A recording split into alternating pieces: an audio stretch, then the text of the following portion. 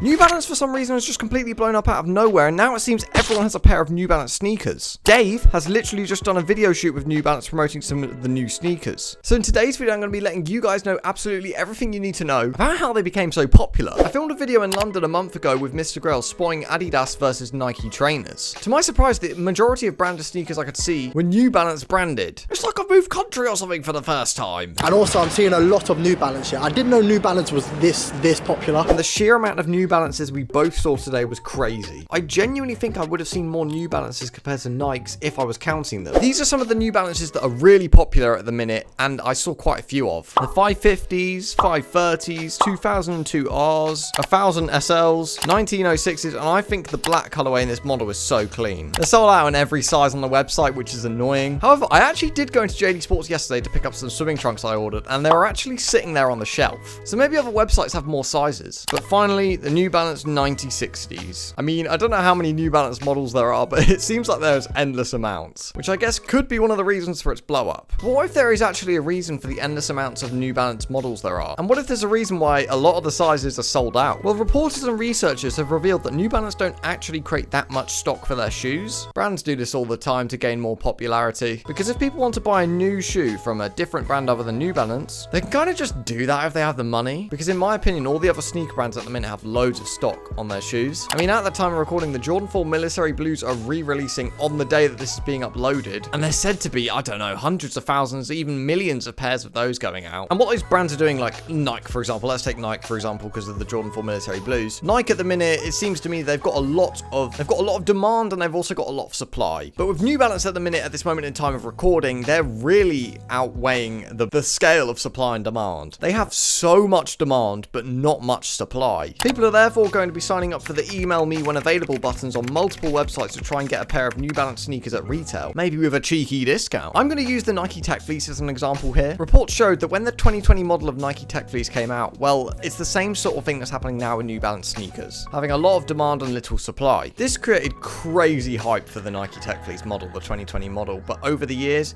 they increased the stock and then the hype died down for them, really. Could we see the same with New Balance sneakers in the coming years? Maybe.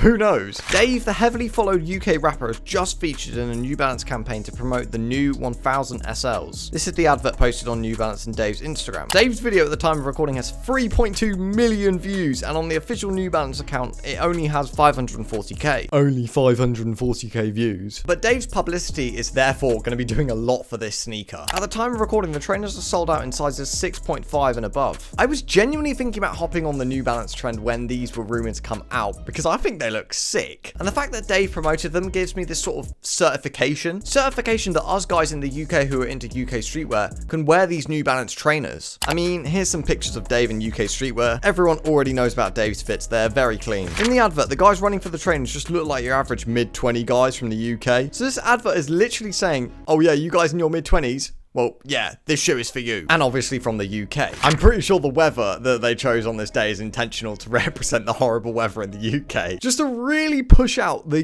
UK-ness behind this video. It's really one of the best promotional videos I've ever seen. I'm going to leave a link in the description to the video and also who made it. But anyway, New Balance already know that Dave's core audience is teenagers. So when they released his promotional video, they already knew that the teenagers who support Dave would gravitate towards the shoes. Like, they get influenced to buy Trapstar and all that, so why not New Balance? Like, to me, this ad is just perfect. It's so smart, and this can be just seen by the amount of shoes already sold. I'd love to see a graph of how many UK people actually bought these shoes compared to American or anywhere else in the world. But the main thing actually anyway, forget about the ad. The actual sneakers look good. If they look bad, then this would have changed the whole story. But when did the brand actually start growing in popularity? Well, the brand do relatively chunky shoes, and since 2017, high-end brands such as Balenciaga and Prada have been creating and releasing these chunky shoes, similar to the chunkiness of the New Balance. The average geezer can't afford Balenciaga and Prada, so who was already there as a cheaper alternative on the market? New Balance. New Balance with their what seems like an endless amount of models and a way cheaper alternative, so it's affordable for the geezer. Around these years, New Balance also started doing collaborations brands with celebrities to really push what they had going for them. I'd assume that they're really trying to push the idea that these are good alternatives to luxury/high-end shoes. So that's all great, but now, in the past year or two, fashion for some reason, I don't know how all the fashion trends work, but fashion as seen on TikTok has moved towards a more 90s style. Around 8 years ago, fashion was all about being a hype beast, buying all these expensive brands, and New Balance didn't really fit into that. 2019 to 2023, to me, here in the UK, seemed like the peak time for UK streetwear. A lot of people overseas were trying to get this UK London look.